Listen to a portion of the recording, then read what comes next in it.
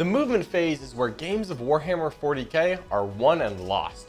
In this phase, your warriors traverse the battlefield and move into position for the carnage to come.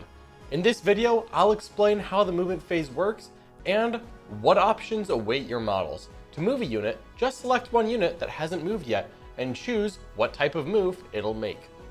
If the unit is not in engagement range of the enemy, then it can be chosen to remain stationary, make a normal move, or advance. If that unit is within engagement range of an enemy, it can only choose to remain stationary or fall back.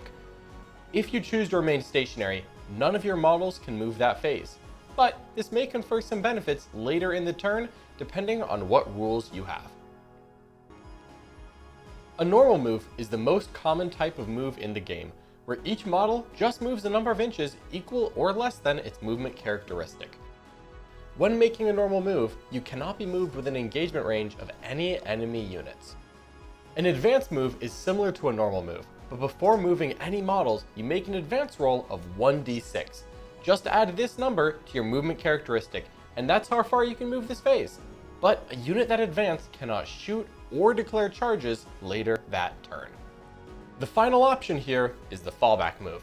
This can only be performed by a unit that starts in engagement range of the enemy. To perform a fallback move, simply move your model's movement characteristic and make sure that your move ends out of engagement range of the enemy. Unlike a normal move, you can move within engagement range of enemy models as long as you end outside of it. You can even move through enemy models while doing this, but watch out. Each time you do so, you'll trigger a desperate escape test. More on that later. When a model moves in the movement phase, it can move through friendly models, even those that aren't part of its unit. This is a large change over previous editions of the game.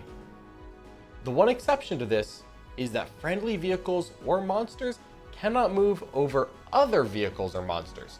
Just make sure that you finish that move on open ground. You can't ever end a move on a model, friendly or enemy. Now, let's circle back to those desperate escape tests. Falling back from combat is dangerous business. The wraps and traps of past editions may be gone, but there is still a penalty for falling back through enemy models. If any models in your unit have to fall back through enemy models, you're going to have to take a desperate escape test. Luckily, any models with Fly or Titanic won't ever trigger these tests. Before falling back, roll a dice for every model that will fall back through enemy models for your desperate escape roll. Every time you roll a 1 or 2, one model in that unit is destroyed. The unit may then make its fallback move. The controlling player may choose which models are destroyed, but this is still quite a dangerous prospect. Of course, it's going to be even worse if your units fail their battle shock test before attempting to fall back. If a battle shocked unit falls back, roll 1 dice for every model in the unit, not just those that move through enemy models. It's easy to stride across the battlefield when nothing is in your way, but things get a little bit messy with all the pipes, trees, craters, and ruins that find their way onto a 40k tabletop. Whenever a model is moving over a terrain feature, the first thing to look at is how large that feature is. If the terrain is less than 2 inches tall, a model can move right over it with no further distance required. But if clambering over any terrain taller than 2 inches, you'll have to factor in the vertical distance required to climb up that terrain. Of course, you have to end your move somewhere.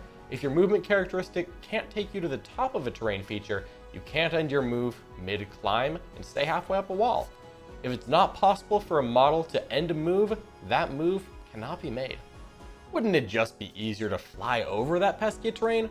Fly is one of the most powerful keywords of prior editions, but it's seen quite a few changes in 10th edition. A model with the fly keyword can move over all models when it makes a normal move, advance, or fall back. That means it can even move within engagement range of enemy models, as long as it ends its move more than an inch away. This probably feels familiar to veterans of past editions, but fly has changed significantly in regards to terrain. But if clambering over any terrain taller than 2 inches, you'll have to factor in the vertical distance required to climb up that terrain. It can measure its distance moved through the air in a diagonal instead of having to climb up or down. But that doesn't mean you can fly over a barricade from just anywhere on the battlefield. Your flying units will no longer hop from one side of a ruin to another while ignoring everything in between. Pilots, take care. What do you think about 10th edition? Did you enjoy this video? Make sure to give us a like and let us know in the comments down below. And check out the link in the video description to find the War Room, where you can join our awesome community and find more amazing content for all levels of play.